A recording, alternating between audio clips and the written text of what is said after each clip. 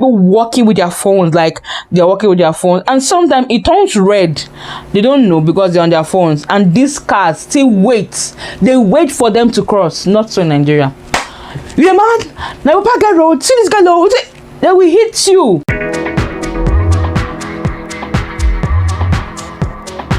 Hello and welcome back to my channel. I am Adoma, a YouTuber living in Incheon. Do I get to call myself a YouTuber? Am I a YouTuber? Oh my god.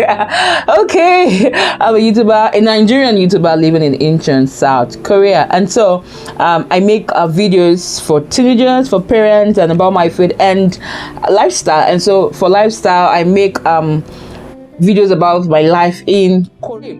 I tried to do a video about the cultural shock I experienced in Korea, and so let's get started. Number one cultural shock what I experienced in Korea is the lunch break. Now, I'm from Nigeria, and so in Nigeria, I don't think there's anything like lunch break. Like, if you go to an establishment or if you are a market seller, you sell in the market or anything, if it's lunchtime, when you see a customer coming in, you drop everything that you're doing, right? Not in Korea. 12 noon is lunch break, and every 12 to 1 everybody goes for break. Like, you will not meet anyone in the office when you go, and it's for every business card is written there that there are different dates, different times, sorry, for lunch. Oh my god, I'm so Korean. For lunch in Korea. So but for different establishments, they have their different time. Just know the time that they go for lunch, but the lunch is serious. They don't joke with their lunch. Another cultural shock was that the zebra, the pedestrian crossing, was like, it was really working. Like, when it turns green, all the cars stop, and then you go. Although there are some very sleek drivers that just drive past, but the cars stop. Or like in Nigeria, hey. You know, and I see some people walking with their phones, like they're walking with their phones, and sometimes it turns red. They don't know because they're on their phones, and these cars still wait. They wait for them to cross. Not so in Nigeria. You mad? Now we get road. See this guy road. Then we hit you. But these guys, they don't even horn. Like, sometimes I'm in my streets, walking in my streets, coming to my house, the car will be following me jejely at the back. I'm like, guy, can't you horn and tell me that you're my back? No, they don't horn. They will follow you like that. They don't want to hit you because, of course, in Korea there's this thing, like, if you hit someone, person gets insurance, so they don't want to like pay for any damage or anything. So that's one cultural shock I experienced in Korea. Cultural shock I experienced in Korea is like, I experienced accidents, and I see that when people fall, have an accident, nobody goes to help them, and I was like, why?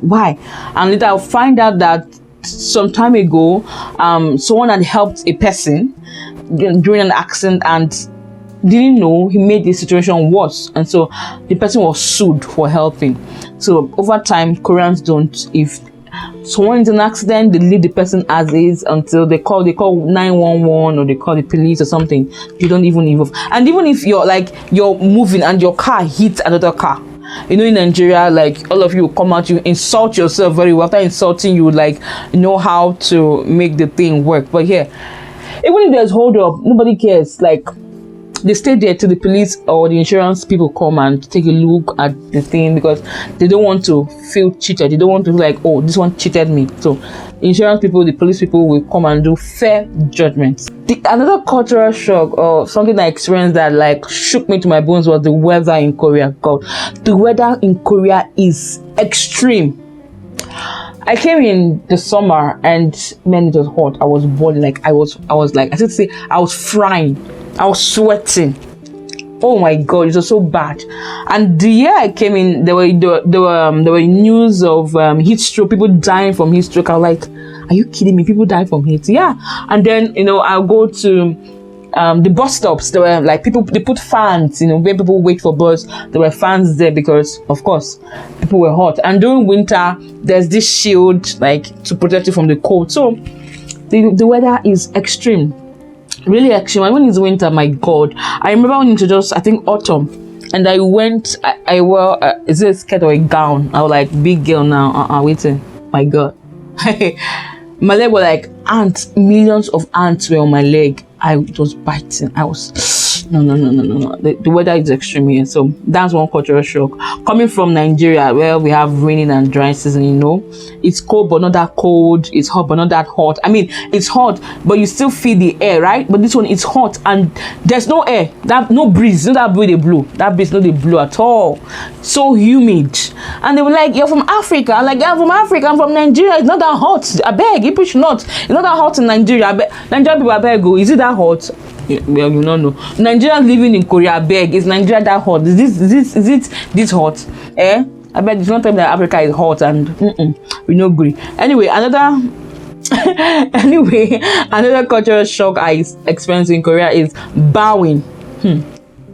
Bowing down, like drivers bowing in the bus for passengers to enter. So most time when I enter the buses, the drivers like they bow, they greet you, you know, and you answer you. I'm like, Nigerian drivers, do they bow? Did they greet you? They don't greet you. They enter you. They no, like enter you. They waste time, you know. This one they bow, they greet you, and wow, it was shocking for me. Have you subscribed? Have you? What are you waiting for? Subscribe. Click now. I want you to say yeah. Click. Okay, anyway, another cultural shock I saw, and I didn't expect, but I saw, is that I see long queue of line. Like people will queue on the long queue to buy something in this shop when the next shop has it. Like, let me say, for example, I want to buy puff puff. This shop has puff puff. This other shop has puff puff. Well, you see people queuing on one particular shop, and this other shop is empty. Nobody's queuing. I'm like, guy, why not? So later I found that apparently it's like maybe a celebrity or somebody went there on social media and like talked about this shop, and everybody wants to experience that thing, wants to eat from that shop. Or sometimes maybe there's a new arrival of something, you see long queue of people waiting for hours for that new arrival. My God. It is well known. I saw, I've seen is that in the bus or in the train. So if you're getting to your stop, not yet your stop, but they stopped here, and maybe you have to your stop is the next stop. The Koreans will stand up and they'll go and wait. There's this pali quick culture. They have this pali means quick. So like everybody fast. So they don't wait till they get to their stop. Before they get to their stop, they stand up and then they go and stand by the door, by the door of the train or by the door of the bus together, and then they click their car together. I'm like, are you kidding me? Why don't you just wait now? And then and because sometimes the drivers are very fast, like they are very like drop you, they want to meet this, it's regulated this time, so like they want to be fast and everything. So like drivers even like without all of you coming down, he wants to move like Ajoshi, we are still coming down, like wait for us, you know. Another thing that I experienced, one cultural shock, is spitting on the floor. My God, in Nigeria. Well, I don't know, maybe I have not looked, but all the people I know that used to spit are people that are pregnant. Yeah, so people that are pregnant women used to spit. I know that one, but here in Korea, I don't know. They just spit anyhow, and you can't just walk barefooted on the street to lie. Another thing I remember, there's no sand. You know, like in Nigeria we have sand. No sand here. There's no sand. Everything is concrete, cement, granite. So you just see spit. People, I just see one. I'm like, what? Oh my God! Even in the train, in the buses, walking by your side. What's that? Another one I see, another cultural shock is people just like, you know, in Nigeria, you want to mess, you just take excuse and go and mess. I was standing in the queue. This one happened to me. I was standing in the queue waiting for the train. This man farted. He messed. I was shocked, like the first time, and like second. And I was just somebody, she was like, it's not a new thing now. It's something, don't take it at anything. I'm like, what? And I look at the man, one very tall, fine man. I'm like, as you find it like this, they mess for public like this. To them, they don't take it at anything, just a normal thing, you know? So it was shocking to me to experience that. And so I decided, because I used to hold my mess now. And now I think about no one that will enter a bus or enter somewhere, please to just be, you know, that compliment, but don't saturate, they smell like that. I don't understand why they smell like mess. So now, freely I give, because you freely I receive. So now if I dare and I want mess, I go mess my mess. All of us go perceive the mess together. Another thing that I see at a cultural shock is the smoking culture. Man, these guys, I'm like, they're like chimney. They can smoke. They smoke. Young or old or women. I know we have this prejudice in Africa that women are supposed to be prim and proper. You know, not supposed to drink, or not supposed. Any woman you see drinking or smoking, you say, it's on you know, this one, women, men smoke, boys, girls, young children. You see them by the corner smoking. I'm like, and it's like the smoke is a way of distressing. Yeah, because in Korea has, I think I'll make that point. Let me just make the point now. Korea has a very funny work culture. They are workaholics. Yeah, they're workaholics. They're expected to go in the morning, stay late at night, and even it affects even international students because of the culture. You know, they expect you to be there, and sometimes the students just stay in the lab. They don't do anything. They just like, they want to click late. They want to come early and click late, so that the professor will think that they are working. When in the recent journals, some are just like playing and watching TV, watching YouTube on their laptop and everything. So they have this work culture. So they use the smoking, according to them, to distress. Yeah. Another cultural shock that I saw and experienced is wearing of short. They wear it. Don't see anything wrong in it. They wear short even to work. Yeah. They wear shorts to work, they wear shorts. So it was strange for me seeing people wear shorts during summer. And you know, for them it's okay to show the legs, to show the bumper, but it's not okay to show the top. So you can't wear, even so people they frown at sleeveless or v-neck or stuff like that. You know, they frown at it, but you can wear your bum shorts. And then man, sometimes the sights are horrible. Like you just see people like oh, what's this? People are almost naked during summer. Another thing, cultural shock maybe, is the presence of CCTV everywhere. I think you should follow that thing I like about Korea, because there are CCTV everywhere. There are CCTV everywhere. I'm telling you. Like, you cannot hide in Korea. You cannot. I remember one time our pastor mentioned that he went to renew his vehicle and something like that. They brought out the camera, the video of him, over speeding or something like that, and he had to pay a fine. Like, you can't hide. You think that you're hiding. They know that you are there. When they want to catch you, they will catch you. So you can't hide in Korea. You can't. Another cultural shock is this pressing of phone. I know in Nigeria they used to press phone, but this one is, I don't know. It's like, I don't know how to explain it. When they are crossing the road, though, they are pressing phone. They are standing in the bus, so they are in the subway, everywhere. You don't be sitting there like this, pressing the phone. I'm like, guy, drop your phone now.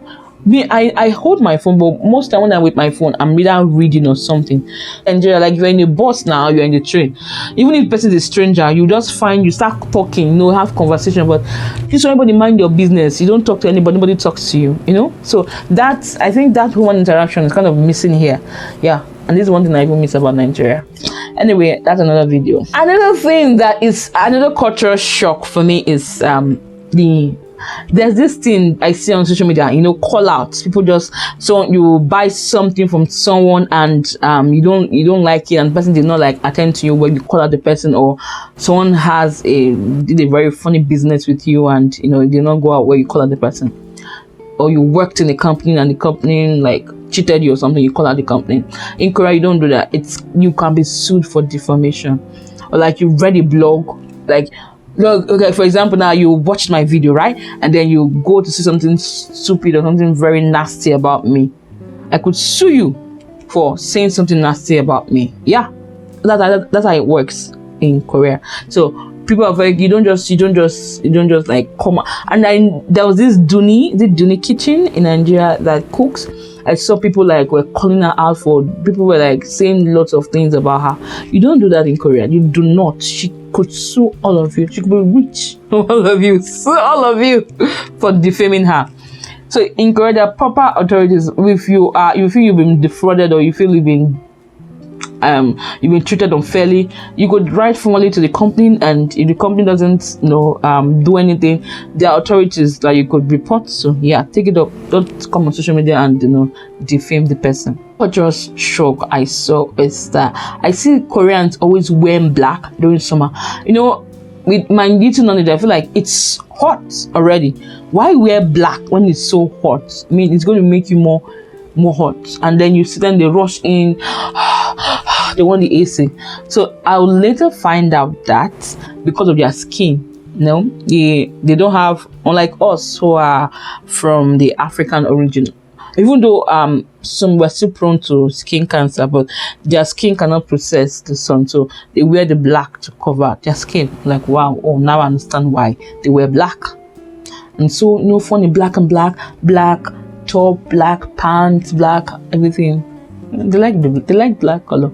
Anyway, everyone likes black, don't you? I like black to myself anyway. But one cultural shock I see in Korea is the public display of affection. I am one person. I love public display of affection. Walk in the street, my husband, laugh. Good. Married people, yeah. But the one I see is boyfriend and girlfriend. I don't even see the married people do public display. It's the boyfriend and girlfriend. You see them on the street, by the corner, in the escalator, on the staircase, on the subway, everywhere. I'm like, guy, you get a room. I don't know. Boyfriend and girlfriend. I mean, if it's married people, like, I'll be like, okay, no problem, people married, yeah. But these are boyfriend and girlfriend, like in the public, and nobody will say anything. Nobody. What do you want to say? Nobody. So that's one cultural shock I see. And then this coupling thing, they wear the same shirt, the same maybe the same footwear, or I don't know, just those couple things, That's another thing I see in Korea. The cultural shock I see is paying of phone bills. Yeah, in Nigeria. Now I want to say this, that I don't know where you're watching me from, so these things may be prevalent in your country, but I'm talking as one who has lived for more than 30 years in Nigeria and then moving to South Korea and seeing this thing. So it's not something I'm used to, okay? So it's not something I'm used to. So one cultural shock I was saying was phone bill. So because I don't have anybody to call here, and who do I call? My husband. I have WhatsApp, I can call him. So even with the other people I know, I can call them through WhatsApp.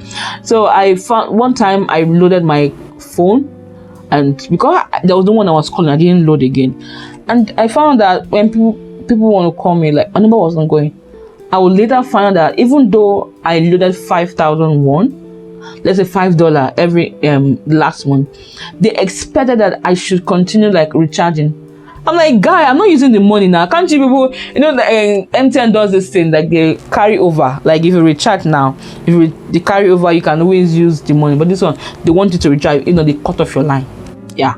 So now I make calls anyhow. Let me just be using the call. Let me be making calls, and every month I just recharge just to keep the line active. Thing very related to the one I just mentioned now is recycling of numbers. I never knew that you could recycle number. I remember when I went to get my number, they asked me what number I wanted. I'm like, in Nigeria, you just go and buy SIM, and whatever number you see that you see. So they asked me, what number do you want? So I wanted the number very close to my husband's number. So they gave us a list of numbers that were available so that we could choose from. And another thing that they recycle numbers. So like if I use a number and I leave and I don't use that number for a long time, someone else will eventually use that number, because I get to receive some very funny messages. I'm like, why are you sending messages? So I found out that the person who was using the number I'm not using before didn't go. Even sometimes I was getting people's bank alert, like if they use their cards, I get the messages on my phone. So they recycle number a lot here in Korea. Another thing that I see is the waste, recycling of waste. When I came, in Nigeria, all of us will just put our waste, everything, plastic, everything inside black line, and you go and throw. We're doing that though until one day we went to go and dispose the waste, and the guys that cleared the waste are like, there's CCTV here. you're going to pay fine. This is you're not supposed to look at. There's dates for putting this in, and there's a particular plastic. Was making in Korean that didn't we read? We did not even read it. We were not saying that we are supposed to have plastic, different plastics, different nylon is what they call plastic. Serigi buntu. So they have different serigi buntu for different. There's food waste. There is plastic waste. There's just normal general waste, and there are days that you're supposed to dispose your waste. But in Nigeria, we'll just put everything together and we'll go and throw away in a dump, and their bookie will now help us. We're looking for, but here they classify their waste, and for me, I think it's a very good thing that they do that. Another like a cultural shock, I don't know, is the presence of like 24/7, like 24 hours shop. There's the GS25, there's the CU and 7-Eleven.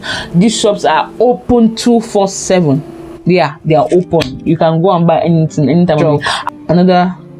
Another cultural shock is I call it the cultural shock.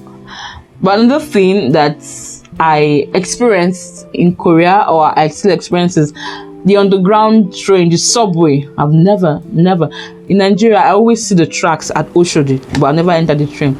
Not to talk of an underground train, a train being underground. So not only that, is underground markets. They have underground markets. Yeah. So these are like, oh my, wow. Is this possible? Yeah, it is possible. Lastly, one of the cultural shock I experienced in Korea, or not experience that I've seen, I see happen, is bicycle stealing is not stealing. In Korea, they don't steal, but if your bicycle is missing, it's not like you're gonna report it. Even if you report it to the police, it's not like a big thing. It's not like theft. Bicycle stealing is like a normal thing. Like, again, it means that someone needs the bicycle more than you are the person to get your bicycle. So yeah, bicycle stealing is not like a big thing in Korea. It's another thing, another cultural shock is that I experienced in Korea, that if your thing, like if you leave your purse here, you come back to meet it. So on I think 2 occasions, I've left my wallet in the bus and I found them with everything intact.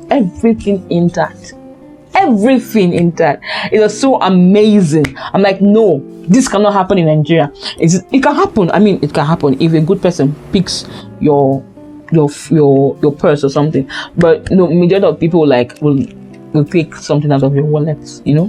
So these are some of the cultural shocks that I experienced, that I see in Korea. So I hope you enjoyed this video. I hope.